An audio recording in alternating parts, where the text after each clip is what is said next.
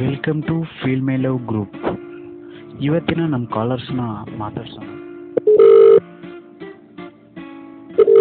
Hello, welcome to the feel my love group. ನಮ್ಮ ಗ್ರೂಪ್ನ ಇಷ್ಟಪಟ್ಟು ನಮಗೆ ಮೆಸೇಜ್ ಮಾಡಿದ್ದಕ್ಕೆ ನಿಮಗೆ ಧನ್ಯವಾದಗಳು. ನಿಮ್ಮ ಫೀಲಿಂಗ್ಸ್ ಏನೇ ಇದ್ದರೂ ಶೇರ್ ಮಾಡ್ಕೊಳ್ಳಿ.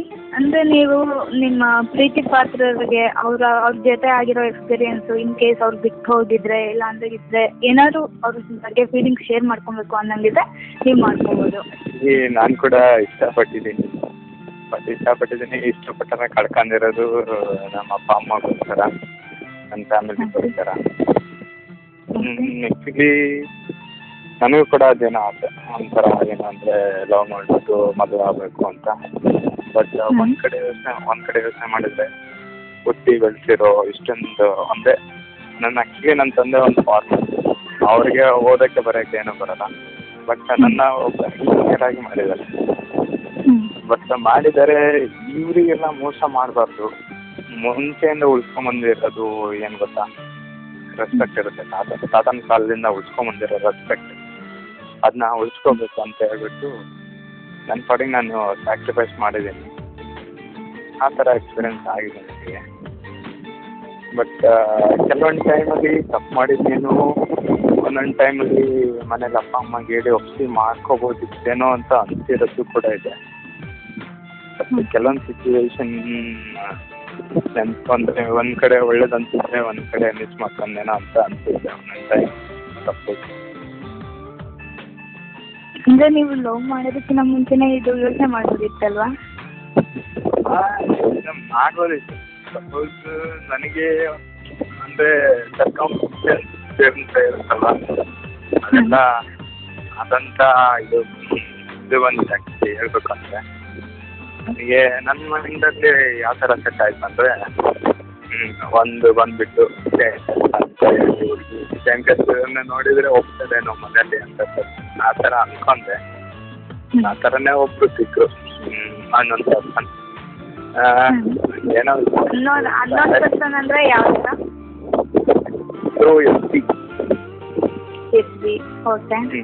ಒನ್ ಟೈಮ್ ಮೀಟ್ ಮಾಡಿದ್ದೆ.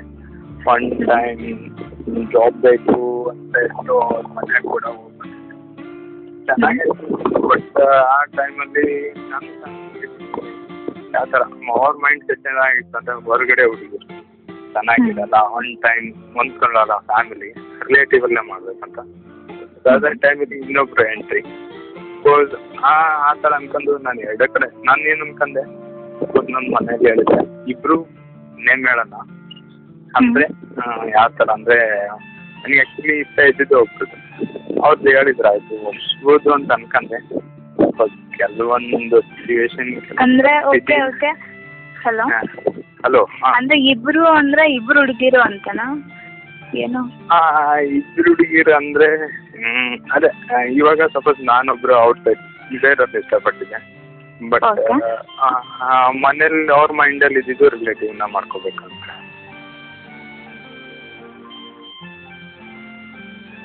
ಇಲ್ಲ ಕೆಲವೊಂದು ಟೈಮಲ್ಲಿ ಮತ್ತೆ ಇನ್ನೇನು ಮಾಡೋಕ್ಕಾಗಲ್ಲ, ಸುಳ್ಳು ಹೇಳ್ಬಿಟ್ಟು ಅದ್ರ ಸ್ಥಿತಿ ಕಳ್ಕೊಬೇಕು ಅಂದು ಕಳ್ಕೊಂಡಿದ್ದೀನಿ.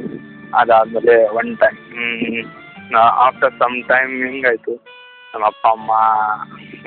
ನಮ್ಮಮ್ಮ ಏನೋ ಒಂಥರ ಎಲ್ಲ ಯೋಚನೆ ಮಾಡೋಕ್ಕೆ ಟ್ರೈ ಮಾಡಿದ್ರು. ರಿಯಲೈಸ್ ಆಯಿತು, ನಾನು ಉಳಿಸ್ಕೊಂಡಿದ್ದರೆ ಇವಾಗ ಇವ್ರಿಗೆ ಅರ್ಥ ಮಾಡಿಸಿ ಉಳಿಸ್ಕೋಬೋದಾಗಿತ್ತೇನೋ, ಪಡ್ಕೋಬೋದಾಗಿತ್ತೇನೋ ಅಂತ. ಅದಾದ್ಮೇಲೆ ಕೂಡ ಟ್ರೈ ಮಾಡಿ ಕಾಂಟ್ಯಾಕ್ಟ್ ಮಾಡಿದೆ. ಮತ್ತು ಕಾಂಟ್ಯಾಕ್ಟ್ ಮಾಡಿದಾಗ ಸರಿ ಅಂದು ಅವರು ಏನೋ ಒಪ್ಕೊಳೋ ಥರ ಒನ್ ಡೇ ಹೇಳಿದ್ರು. ಬಟ್ ಕಾಲ್ ಮಾಡಿದೆ, ಕಾಲ್ ಪಿಕ್ ಮಾಡಿಲ್ಲ, ಏನಿಲ್ಲ. ಮೆಸೇಜ್ ಹಂಗೆ ರಿಪ್ಲೈ ಮಾಡಿದ್ರು, ಓಕೆ ಅಂತ ಹೇಳಂದು. ಬಟ್ ಆಮೇಲೆ ಕಾಲ್ ಮಾಡಿದ್ರೆ ಕಾಲ್ ಪಿಕ್ ಮಾಡಿಲ್ಲ, ಏನಿಲ್ಲ. ಕೊನೆಗೆ ಏನಂದ್ರು, ಇಲ್ಲ ನಾನು ಯಾವ ಥರ ನೋವು ಅನ್ಭವಿಸಿದೆ ಆ ನೋವು ನಿಮಗೆ ಗೊತ್ತಾಗಲಿ ಅಂತ ನಾನು ಇಷ್ಟು ಮಾಡಿದೆ, ನಾನು ಬೇರೆಯವ್ರ ಜೊತೆ ಕಮಿಟ್ ಆಗಿದ್ದೀನಿ ಅಂದರು. ಓಕೆ ಚೆನ್ನಾಗಿರಿ ಅಂದು ಅಲ್ಲೇ ಸುಮ್ಮನಾಗ್ಬಿಟ್ಟೆ ನಾನು. ಆ ಥರ ಅಂದರೆ ಇವಾಗ ಆ ಹುಡುಗಿನೂ ಇಲ್ಲ ಈ ಹುಡುಗಿನೂ ಇಲ್ಲ, ಆ ಥರ ಇದ್ದೀರಾ? ಎಸ್ ಆ ಥರನೇ ಇದ್ದೀನಿ. ಬಟ್ ಏನು ನನಗೆ ಆ್ಯಕ್ಚುಲಿ ನನ್ನ ಫ್ಯಾಮಿಲಿ ಮೇಲೆ ಒಂಥರ ಏನೋ ಜಾಸ್ತಿ ಕನ್ಸರ್ನ್ ಆ ಥರ.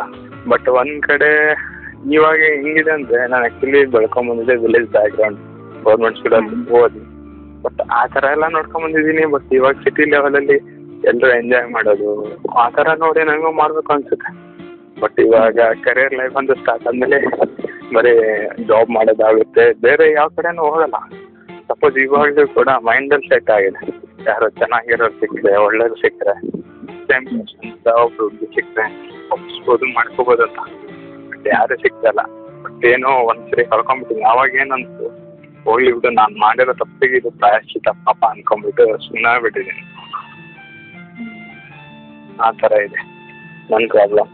ಬಟ್ ಏನು ಗೊತ್ತಾ, ಮಾಡ್ತೀವಿ, ಮಾಡೋದ್ರಿಂದ ಅಪ್ಪ ಅಮ್ಮ ಫ್ಯಾಮಿಲಿ ಮೇಡಮ್ ಯಾರೇ ಅಪ್ಪ ಅಮ್ಮ ಗೊತ್ತಿಸ್ಬೇಕು, ಎಲ್ಲರನ್ನೂ ನೋಡ್ಕೊಂಡ್ಬಿಟ್ಟು ಎಲ್ಲರದ್ದು ಖುಷಿ. ಇವಾಗ ನಾವು ಯಾವಾಗಲೂ ಮಾಡ್ತೀವಿ, ಇಷ್ಟಪಡ್ತೀವಿ ಅಂದರೆ ಇಬ್ಬರು ಸಂತೋಷಕ್ಕಿಂತ ನಾವೇ ಚೆನ್ನಾಗಿ ಸಂತೋಷ ಮಾಡ್ತೀವಿ. ಯಾಕಂದರೆ ಹುಡುಗಿ ಫ್ಯಾಮಿಲಿ ಕೂಡ ಅವ್ರಿಗೂ ಗೊತ್ತು, ಯಾಕಂದರೆ ನಮಗೂ ಕೂಡ ಅಕ್ಕ ತಂಗಿರಿರ್ತಾರೆ. ನಾವು ಯಾವ ಥರ ಬೆಳೆದಿರ್ತೀವಿ, ಯಾವ ಥರ ಬೆಳೆದಿರ್ತೀವಿ ಅನ್ನೋದು ಅವ್ರ ಕಷ್ಟ ಏನು ಅಂತ ಹೇಳ್ಬಿಟ್ಟು ಯಾರೇ ಮಾಡಿದ್ರು ಅವ್ರಿಗೆ ರೆಸ್ಪೆಕ್ಟ್ ಕೊಡಿ, ಚೆನ್ನಾಗಿ ನೋಡ್ಕೊಳ್ಳಿ. ಬಟ್ 4 ಜನ ಸಂತೋಷವಾಗಿರ್ತಾರೆ, ಆ ಥರ ಇರುತ್ತೆ. ಯಾಕಂದರೆ ಕಳ್ಕೊಂಡಾಗ ಸ್ವಲ್ಪ ದಿವಸ ನೋವಾಗುತ್ತೆ. ಬಟ್ ಚೆನ್ನಾಗಿ ಬೆಳೆಸಿರ್ತಾರೆ, ಓದ್ತಿರ್ತಾರೆ ಅವರಿಗೆ. ಮತ್ತು ಕೊನೆ ಕಾಲದಲ್ಲಿ ಇರೋ 4 ದಿವಸ ಆ ಸಂತೋಷನ ಕೊಡ್ಬೇಕಲ್ಲ. ಹೌದಾ? ಇವಾಗ ಮಾಡ್ತಾರೆ, ಪ್ರೀತಿ ಮಾಡ್ತಾರೆ, ನಾನು ಬಿಟ್ಟಿರೋಕ್ಕಾಗಲ್ಲ, ನನ್ನ ಕರ್ಕೊಂಡು ಹೋಗ್ರಿ ಅಂತ ಹೇಳ್ತಾರೆ. ಬಟ್ ಹುಡುಗ್ರದ್ದು ಒಂದೊಂದು ಸಿಚುವೇಶನ್ ಒಂದೊಂದು ಥರ ಇರುತ್ತೆ. ಒಬ್ರದ್ದು ಈ ಕಡೆ ಫ್ಯಾಮಿಲಿ ಬಿಟ್ಟಿರೋಕ್ಕಾಗಲ್ಲ, ಈ ಕಡೆ ಪ್ರೀತಿಸ್ತಾನು ಬಿಟ್ಟಿರೋಕ್ಕಾಗಲ್ಲ, ಪಡ್ಕೊಳಕ್ಕಾಗಲ್ಲ. ಹೌದಾ? ಅಂಥ ಟೈಮಲ್ಲಿ ಏನು ಮಾಡೋದು ಮೇಡಮ್? ಇವಾಗ ಅನಿಸ್ತಾ ಇರುತ್ತೆ, ನೀವು ನಿಜವಾಗ್ಲೂ ಒಂಟಿತನ ತುಂಬ ಕಷ್ಟ ಇರುತ್ತೆ ಒಂದೊಂದು ಟೈಮ್. ಬಟ್ ಏನು ಮಾಡೋದು, ನನ್ನ ಡ್ಯೂಟಿಲಿ ಎಂಜಾಯ್ ಮಾಡ್ಕೊಂತ ಇದ್ದೀನಿ ಅಷ್ಟೇ. ಅದೇ ಬಿಟ್ಟರೆ ಬೇರೆ ಏನಿಲ್ಲ. ಇವಾಗಲೂ ಕೂಡ ಸರ್ ಮನೇಲಿ ಹುಡುಕ್ತೀನಿ ಅಂತಾರೆ, ಓಕೆ, ಪಾಪ ಅವರು ಖುಷಿಯಿಂದ ಇರಬೇಕಲ್ಲ. ಅದಕ್ಕೋಸ್ಕರ ನಾನು ಮಾಡಿದ್ದು ಜಸ್ಟ್ ನನ್ನ ಫ್ಯಾಮಿಲಿಗೋಸ್ಕರ. ನಾನೇನೋ ಹರ್ಟ್ ಮಾಡಿರ್ಬೋದು ಅವರಿಗೆ, ಸಪೋಸ್ ನಾನು ಮಾಡಿರೋದು ನನ್ನ ಫ್ಯಾಮಿಲಿ. ಯಾಕಂದರೆ ನನ್ನ ಫ್ಯಾಮಿಲಿ ಜೊತೆ ನನಗೆ ಅಟ್ಯಾಚ್ಮೆಂಟ್ ಜಾಸ್ತಿ ಇದೆ. ಸಪೋಸ್ ಅದರಲ್ಲಿ ನಮ್ಮಮ್ಮ ಬಂದು ಹಾರ್ಟ್ ಪೇಷಂಟ್, ನಮ್ಮಪ್ಪ ಫಾರ್ಮರ್. ಅವ್ರಿಗೇನು ಗೊತ್ತಿಲ್ಲ ಅಂದ್ರೂ ಈವನ್ ಒಂದು ದಿವಸನೂ ನಾನು ಸ್ಕೂಲಿಗೆ ಬಂದು ನಾನು ಹೆಂಗೆ ಓದ್ತೀನಿ, ನಾನು ಕಾಲೇಜಲ್ಲಿದ್ದರೆ ಹೆಂಗಿದ್ದೀನಿ ಕಡೆಗೆ ನಾನು ಕರ್ಕೊಂಡ್ಬಂದಿದ್ದೀನಿ. ಹೊರಗಡೆ ಪ್ರಪಂಚ ಹೆಂಗಿದೆ ಅಂತ ಗೊತ್ತಿದೆ.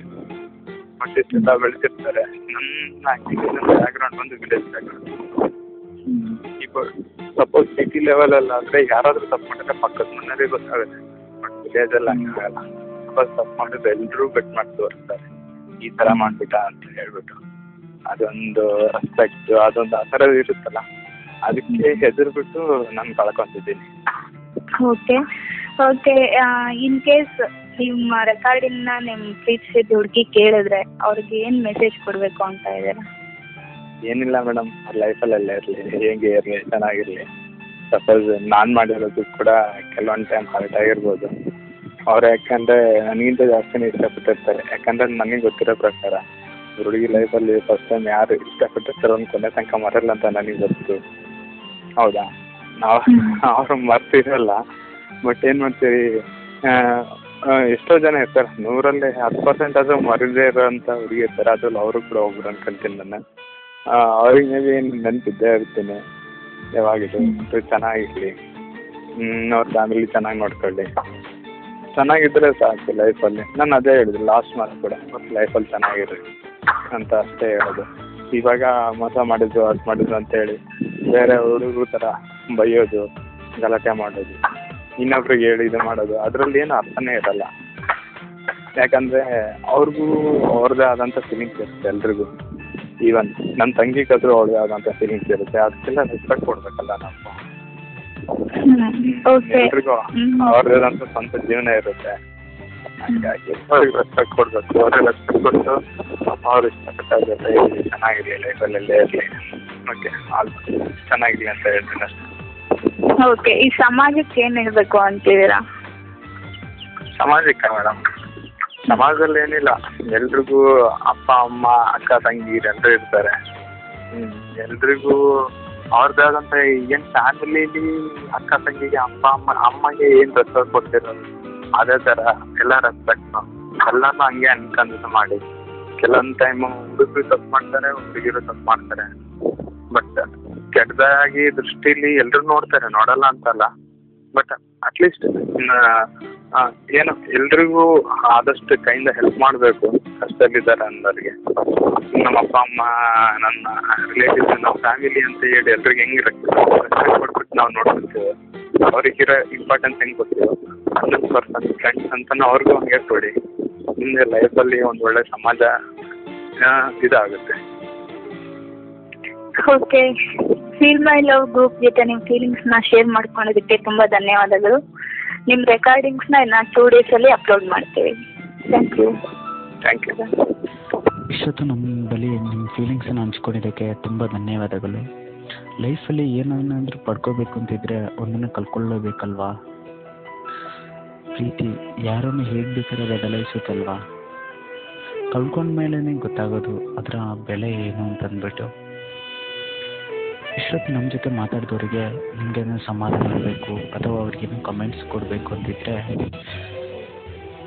ದಯವಿಟ್ಟು ಗ್ರೂಪ್ನಲ್ಲಿ ಕಮೆಂಟ್ ಮಾಡಿ, ಫೇಸ್ಬುಕ್ ಫೀಲ್ ಮೇಲೆ ಗ್ರೂಪ್ನಲ್ಲಿ.